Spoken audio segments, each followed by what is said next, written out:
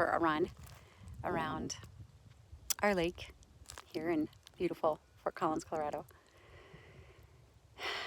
And I thought about the stories that we tell ourselves, how we limit ourselves with our thoughts. Some of my stories are, I've got all these wrinkles around my mouth. My hair's thin. My arms are chunky. I'm not good enough. I'm not smart enough. Brene Brown. Why? Conditioned. Culture. Joe Dispenza talks about how the brain is addicted to the thoughts that we've created. The synapses in the brains go back to the same spaces, and then our body reacts in the same way. We become addicted to the feelings of the negativity or the story that we buy into. So we get addicted to it chemically. Joe Dispenza is wonderful for learning about the mind. But as always, going for a run is a form of meditation because you're really focusing on that deep breath. You're focusing on the sole of your feet. You're focusing on your shoulder blades and the centering of your chin and the elongating of your spine. And there's all these things that you focus on. Mainly breath for me. And I don't open my mouth. I just breathe through my nose. And it's a beautiful practice. It's not meditating. It's a way to quiet the mind, focus on the body. A walking meditation is only walking with you're just focusing on the bottom of your feet. You're not even focused on your breath. I just learned that not too long ago. Walking meditation is just the bottom of your feet, focusing barefoot or with shoes on, I suppose. Barefoot, you get to earthing. Anyway, meditation really helps with self-judgment and the stories that we tell ourselves. Because we're not doing anything, we're just focusing on our breath. We're watching our thoughts. We're observing our thoughts. We're witnessing our thoughts. We're becoming aware of our thoughts. And then with that, we're becoming aware of how our body feels in that space. How do these feelings make me feel? Is it truth? And no, it's never truth. The limits and the self-thoughts and the self-doubt and those are never true. They're never who we are.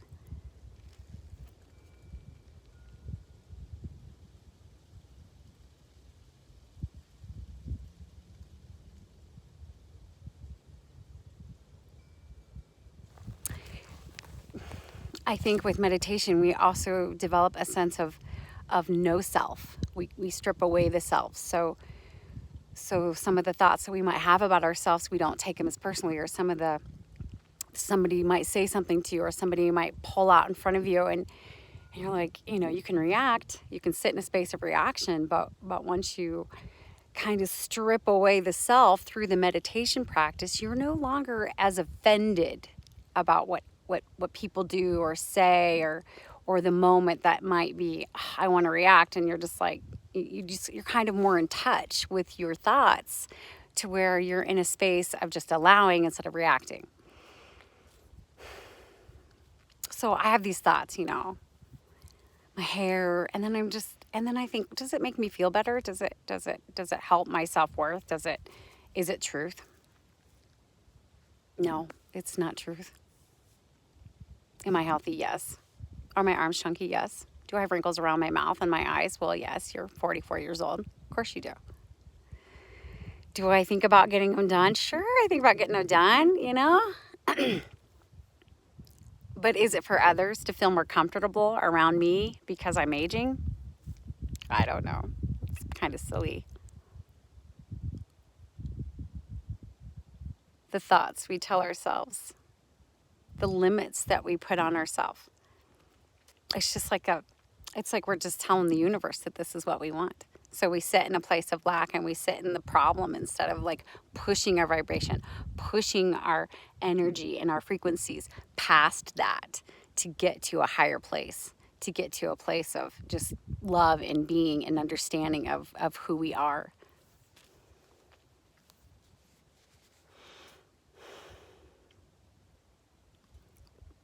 my talks are always about meditation.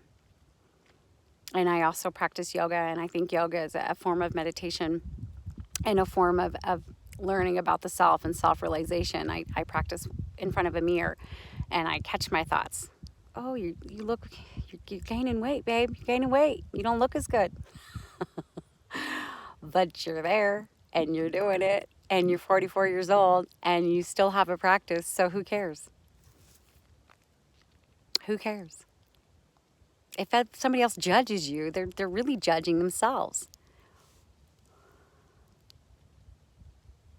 So today is my talk about self-stories and self-limitations and what we buy into through our thoughts, and how important it is to sit in a place of non-doing, to observe those thoughts so that we can get past that being stuck.